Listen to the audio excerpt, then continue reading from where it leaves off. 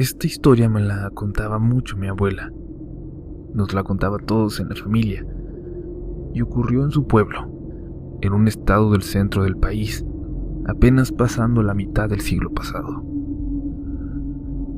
La familia Berlanga era una de las más acomodadas de la zona, los más ricos del pueblo. La gente decía que tenían muchos negocios en las grandes ciudades del país, pero por alguna razón decidían seguir viviendo en el pueblo, donde tenían una hacienda enorme, de verdad enorme. Desde la entrada, tenías que recorrer varios kilómetros más para llegar a la casona, y desde ahí gobernaban con el poder de su dinero, aunque nunca se hubieran acercado a la política. En el pueblo siempre hubo, ¿cómo decirlo?, extrañas desapariciones. Primero, de vez en cuando, algún hombre. Siempre se rumoraba que se habían ido para el norte a trabajar. Pero luego empezó a desaparecer algún muchacho, siempre yéndose sin avisar.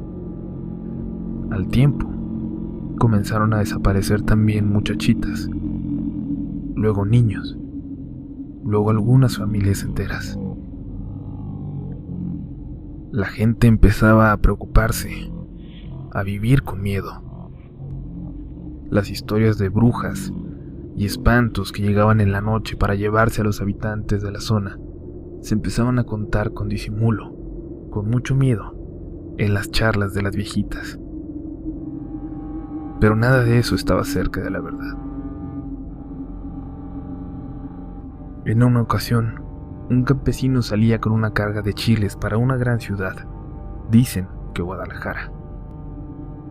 A unos kilómetros de la hacienda de los Berlanga, una chiquilla de 12 años se atravesó corriendo en el camino pidiendo ayuda. Él, asustado e impactado, la dejó subir, y uno de sus ayudantes que viajaban en la parte de atrás se acercó a ayudarla. Iba llena de heridas, de mordidas profundas, con marcas que parecían ser de dientes humanos. Algunas pequeñas y otras grandes. Cuando la limpiaban, tocaron su hombro y la niña chilló de dolor. Al descubrírselo, vieron horrorizados que le habían arrancado un gran pedazo de carne del hombro, un pedazo muy profundo. La marca era de una boca enorme, asquerosa, con los dientes chuecos. Aceleraron. La niña les repetía que huyeran, que no fueran al pueblo por ningún motivo, porque la policía no iba a ayudarles.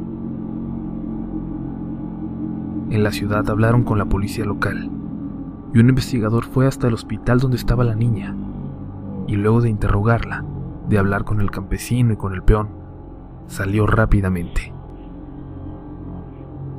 El joven ayudante le pidió permiso al campesino para salir un momento, asustado. Nunca regresó, ni al hospital, ni al pueblo por su familia. La gente dice que algo horrible le pasó. Lo cierto es que al día siguiente, el investigador volvió al hospital. El campesino no había querido dejar a la niña, y él habló con ellos. Esta vez el investigador iba acompañado de un hombre muy elegante, un empresario poderoso, casualmente, rival de negocios de los Berlanga. Les juraron que se haría justicia. A los Berlanga los protegía la policía del pueblo, incluso autoridades estatales. Pero el misterioso empresario era más poderoso. Se dice que habló con el mismísimo Miguel Alemán a unas semanas de que éste tomara posesión como presidente. Llegaron cientos de policías al pueblo de mi abuela. Entraron fuertemente armados a la hacienda de los Berlanga. Ahí opusieron resistencia. Los peones los trabajadores de la hacienda, todos defendieron ferozmente a la familia. Incluso las criadas atacaban a las autoridades al entrar. Aseguran que parecían animales salvajes y que no dejaban de luchar hasta recibir varios disparos. Lo que encontraron en el lugar los dejó horrorizados. Hicieron mucho eco los periódicos de la época. Cientos, literalmente cientos de cuerpos a medio comer. Ancianos, hombres, mujeres, niños en edad en la que apenas podían caminar, habían sido devorados. En algún momento, años atrás, la familia había decidido llevar su poder al límite. No conforme con aprovecharse de la gente del pueblo y ser ricos a su costa, habían empezado a fascinarse por probarlos, por devorarlos, por hacer rituales horrendos, monstruosos, en los que iban comiéndolos vivos poco a poco, mientras otro grupo de víctimas observaba llena de terror, esperando su turno. La chiquilla que logró escaparse había sido capturada junto a su hermana. Cuando era su turno de participar en el ritual, ambas pelearon con todas sus fuerzas para salvarse. La hermana mayor, de unos 14 años, atacó ferozmente a Miguelito, el más joven de los Berlanga, y le arrancó uno de sus ojos mientras éste mordía como una bestia a su hermana. En la confusión, entre los gritos de dolor del niño, ella logró escapar. El castigo para la otra fue la muerte más dolorosa y cruel a manos de Miguelito y el resto de los Berlanga. Cuando la policía llegó, la joven, aún agonizando, colgaba de las muñecas. La familia la había estado comiendo poco a poco por 2 días. La habían devorado desde sus pies hasta los muslos. La policía se llevó a los que sobrevivieron de la familia Berlanga. La gente del pueblo se encargó de linchar a 2 o 3 peones de la hacienda que habían sobrevivido a la balacera. Pero los Berlanga nunca llegaron a ser procesados, a ser juzgados por sus crímenes.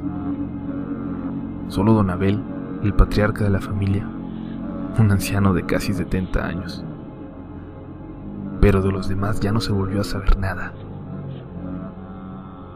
Aunque mi abuela cuenta que décadas después, en los 90, cuando volvió al pueblo, los niños aseguraban que entre las ruinas de la hacienda a veces se veía caminar a un hombre con un parche en el ojo.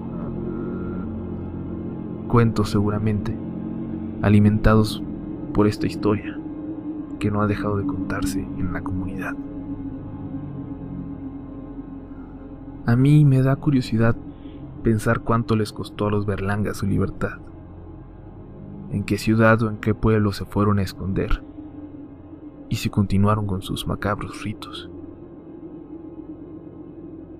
Aún hoy pienso en ellos cada que veo en los periódicos noticias sobre gente que ha desaparecido.